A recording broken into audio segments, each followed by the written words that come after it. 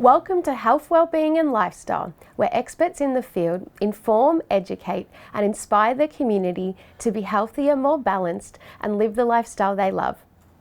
Our first guest today, Anthony Kilner, is a psychic medium and author, and the topic we'll be discussing is how dreams help us in everyday life. Welcome, Anthony. Thanks for having me, Megan. So, Anthony, what is a dream and why is it important? Everybody dreams. Animals dream. People have been dreaming for centuries. And a dream is a message that comes down from your soul collective. So it's the sum of all your souls together through what we call the superconsciousness to our subconsciousness.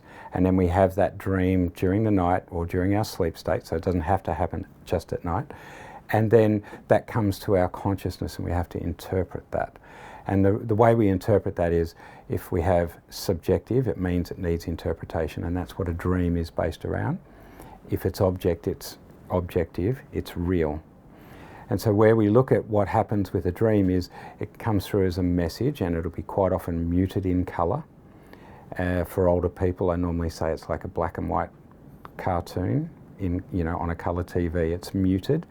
You tend to watch it rather than be a part of it. And it's a message for you to help you to move forward. So why it helps you in everyday life is being able to interpret that message. And people like Sigmund Freud and Jung all specialised in trying to work out what these interpretations were and are and how they can then help the person. And sort of skipping forward, we just have a broader interpretation now because there's so many more distractions in our lives. So there's so many more things in our minds that the message can work with. So how it helps us in our everyday life is it gives us an understanding of what's happening around us. And so we take that understanding and we change our lives accordingly, and then of course that dream will go away. The part of that that's really important to note is that we have to interpret what it means to get the best out of it. So for example, you have a dream where you see yourself driving along a road. You can't quite see the colour of the car, but let's say it's blue. And you get a sense that it's blue. And you're driving along the road and you go off the road and then it gets rougher and rougher and you start climbing up a mountain and you get to the top of the mountain and in the distance you can just see the sun coming up. And you think, wow, what does all that mean? It's a bit interesting. So what it really means is, in the person's direction, represented by the vehicle, there's a lot of communication issues that are coming up for them, represented by the blue of the vehicle. Going from the smooth road to the rough road means that there's going to be a situation in their life that requires some really good, solid interpretation and communication with to help them get to the top of the hill. When they get to the top of the hill and they see the sunrise coming up, then what that means is that they've got there, they've done the work, everything's getting better, and from there on in it's a lot smoother. So it's all those little things like that. Now it can also, in a dream, you might see yourself with a loved one or with family and friends, and so you have to interpret what does that mean. And quite often, instead of it being the family or the friends, it means aspects within yourself need to be addressed. So for example, you might have a dream where your mum's there and your mum's telling you to cook this food in a specific way, and there's a lot of anger around it and pots going everywhere. It's not your mum as such, it's her energy that you hold within you and about how you are looking after yourself on a nutritional level, and that the anger and frustration that's within you is showing and coming out, and you need to let that come out and look after yourself properly. So it's really quite intricate. In the more detail you get, the more you can actually interpret to help you to move forward in life. What happens when we have a reoccurring dream and how can we change that? Reoccurring dreams, Megan, are really interesting because it means the person's not understanding the message that they're getting from their original dream. And so it keeps getting worse and worse and worse until we actually take note of what that dream is. And so the way to deal with them is really interesting, because we quite often, people will say to me, oh, they've remembered the same dream over and over and over and over again. Well, that's their soul telling them they have to change, and most people get to a point they don't want to change. So the dream gets nastier and nastier. The really good thing about how to deal with them is take note of all the details in that dream, see how it works in your life, and then make a change. And once you make that change, the dream quite often goes away. It might lessen down because you've only made part of the change. It really, if we're talking about our soul collective giving us those messages, that's because they've got our best interests at heart. And if everything was all beautiful and fluffy and light, we'd never change. So it has to get graphic, because otherwise people aren't going to take any notice of it. And that's the way to deal with it. What tips can you offer for our viewers in terms of them looking at their own dreams? Well, there are quite a few tips we can really suggest. The first one is go to bed with a pen and paper. As soon as you wake up or you come back from that dream, write down as much detail as possible, because when it comes to interpreting that information, the more detail, the more accurate a person can work it out. All right, so that's the first big tip. The second tip I say to people is to be open to what's coming through and then establish sort of the differences. And so to do that, you need a really good book or reference material that explains what does a house represent, what does a car represent, what are all the different aspects of things subjectively and how they're interpreted, even down to colour. So good reference material, good dream interpretation book will make a big difference. The last tip would be to go and see somebody that specialises in dream interpretation, because there is a big difference between dreaming and astral travel. And so a good interpretation will tell you, oh, that was that, this is the dream, this is how to get yourself back on to track with the right information. And that's probably the most important thing. If you can't work it out yourself, go and see someone that can help you. That will help you get your life back on track. Thanks, Anthony. That's such great information. If you'd like to know more about Anthony Kilner and how dreams help us in our everyday lives, please go to his webpage on our website, healthwellbeingandlifestyle.com.au. And after the break, we have another interesting guest with another interesting topic. Stay tuned. After the break, psychotherapist specialising in hypnotherapy Julie Makin will be talking about what is body intelligence and is it the path to inner safety.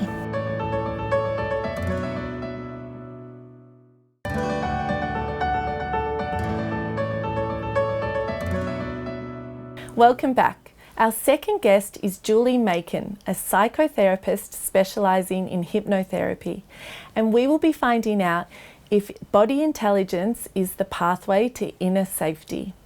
Welcome, Julie. It's so good to have you back. Hey, Stephanie. Thank you. So tell us, what is body intelligence? Okay, so body intelligence is how our body responds to the environment, and it comes in from the five senses. So what we see, hear, feel, what we taste, what we smell. And our body's actually sending signals at like 300 k's per hour approximately, going up through the body, sending off chemicals. And our bodies have just got this innate knowing about what is right for us. And it does everything it can to protect us. For instance, you fall over, you put your arm out, you don't stop and think about it, the arm just automatically goes out because your body is protecting you. And how can knowledge of body intelligence lead to inner safety? Okay, so that knowledge of body intelligence leads to inner safety with us having an awareness. It starts with having an awareness of what's going on inside our body. And when we have that awareness, which comes in from our environment, so we're noticing what's going on in our environment. Our body is taking it in through what we see, what we hear, what we feel, what we taste, and what we smell. And those signals are, being transferred transferred within our body at approximately 300 k's an hour going up to the brain. It's telling us, and it's letting off chemicals and all these kinds of signals, and your body is doing everything it can to provide you with signals as to whether or not you feel safe or whether or not you feel unsafe. And when we're feeling unsafe, you may notice things like the heart starting to race. You may notice, your legs might start to feel unsteady in certain situations, or you might start to sweat a little bit. Maybe it's that interview or something. You may even notice at times that your voice might start to have a bit of a tremor on it. So these are signals that your body is sending you that you don't feel safe. Perhaps when you're feeling a sense of anxiety, let's just say that you walk into a room full of people that you don't know, and then all of a sudden you might feel your heart start to pound, or your legs might start to feel unsteady. You might even sweat a little bit. And in some cases, your voice might start to tremor a little bit, just stating that you don't feel safe. This is your body telling you that you don't feel safe. But it's good just to notice those things, and they're just basic signals as to, your body saying you are not safe, because when you feel safe, you feel a connection with people. Having a choice, once you have an awareness of that body intelligence and the acceptance that, okay, so my body's doing this, but you know what? I'm going to choose. I now have an awareness, and I am going to choose. You are now putting yourself back in control, and therefore you're able to plow forward a little bit better, because when we choose and when we have control, our body responds differently. And how can we strengthen that awareness and increase our sense of choice in that moment? Okay, so in that moment, you might like to try things like pushing your tongue to the top of your mouth, and it just helps to send signals to your body that, you are safe. You might try breathing techniques. You might, try eye contact with somebody that is safe, smiling with somebody, starting to get a connection with someone. Because when we have connection with somebody, that puts us back into that place of safety. So that's what we're after. We want to feel safe. Do you have any advice for our viewers on how they can proceed with this information and what they can do next? Sure, okay. So if you feel that your body is perhaps responding just a little bit too much in the not safe area, I invite your viewers to start to seek professional therapy. It doesn't just have to be conscious mind therapy, but if you were to look for associations, find something that is right for you, because not all therapies are right for everybody. I promise that whatever it is that I do might not be right and suitable for some people, but just know that I personally feel that working with the body is where it's at, and I feel that that is backed up by, many different people. They might like to look at the Australian Hypnotherapy Association, or, but somatic experiencing is another one. But there's so many things that are out there, all different modalities, EFT, kinesiology, all of that kind of thing, that people can use. This is starting to connect with your body. And if people really want to go that little bit extra step and start actually grounding themselves in their body, I invite them to start practicing perhaps yoga or Tai Chi, definitely to help you start breathing properly, getting yourself back into your body, because you know what? Sometimes our body can be a really uncomfortable place to be. Wonderful. That's great information. Thank you, Julie.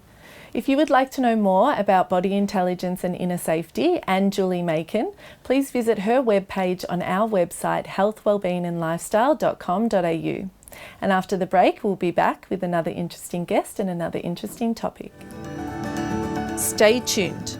After the break, journalist and meditation teacher Beatriz Goyoaga will be talking about the 4 sources of energy for health and well-being.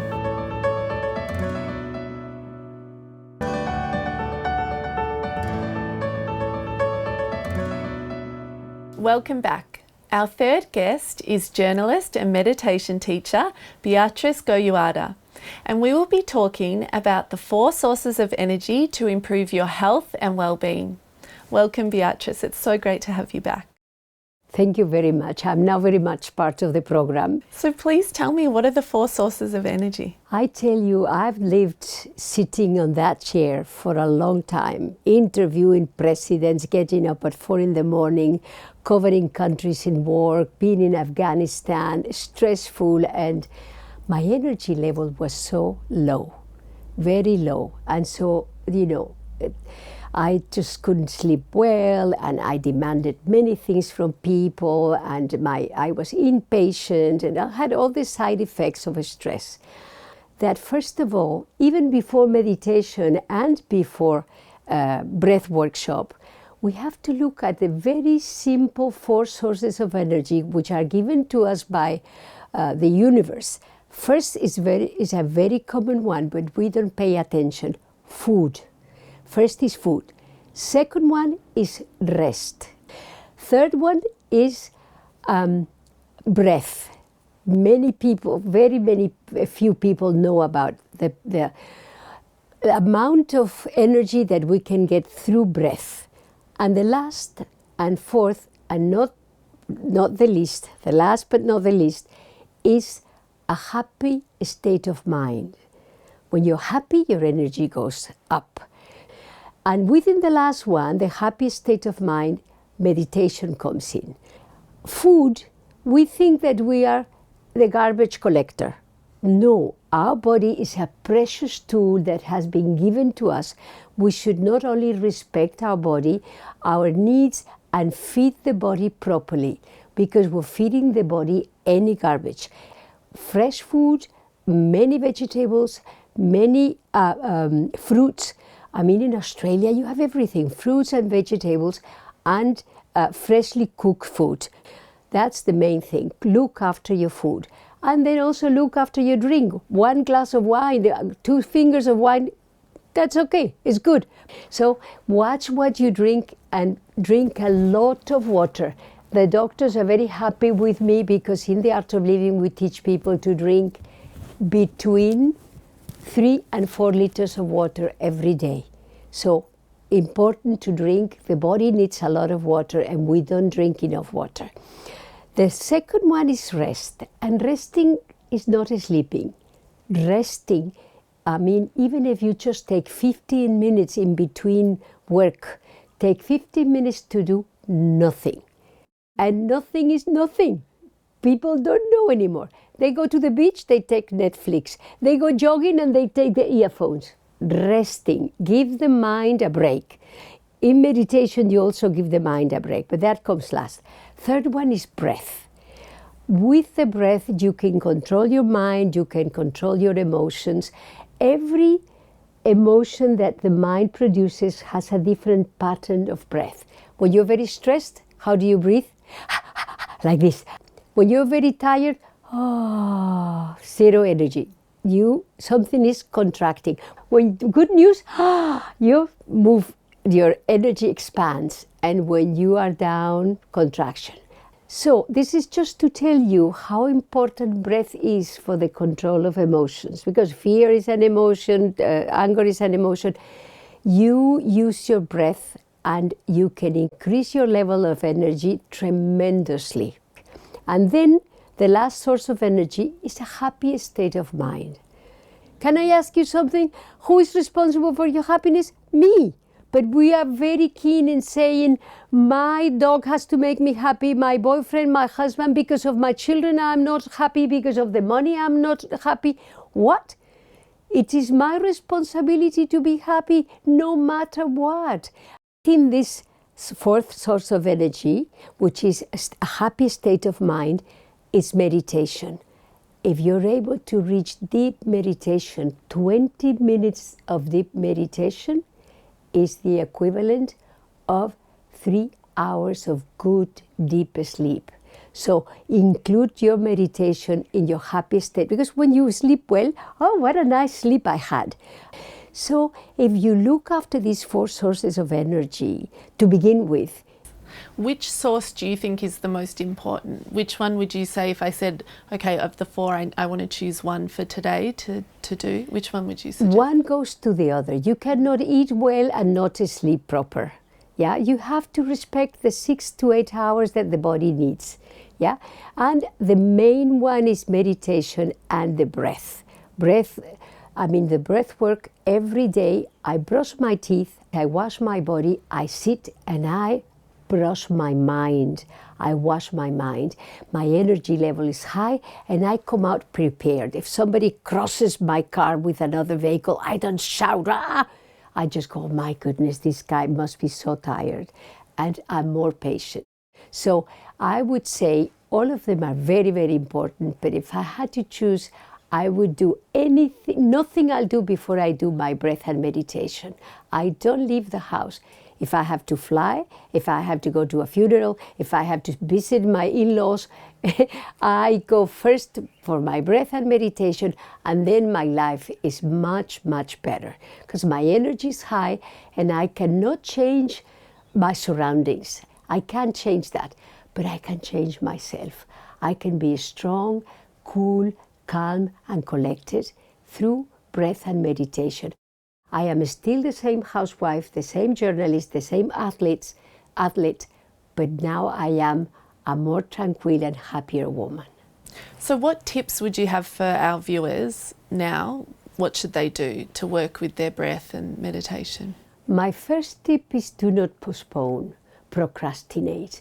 Start today.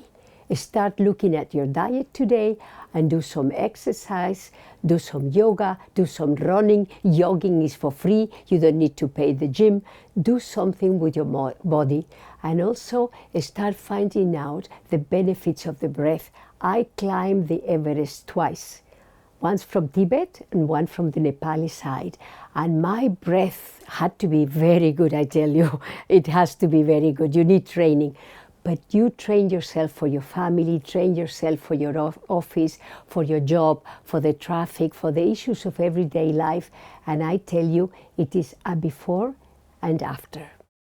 Wonderful. It's been such a pleasure to hear about this today. Thank you so much. Thank you very much for having me.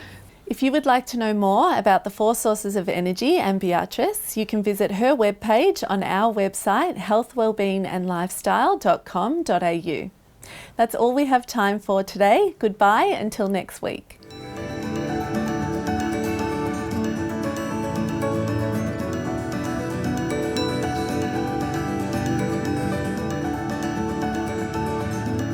If you'd like to know more about our show, please like us on Facebook, follow us on Instagram and subscribe to our YouTube channel.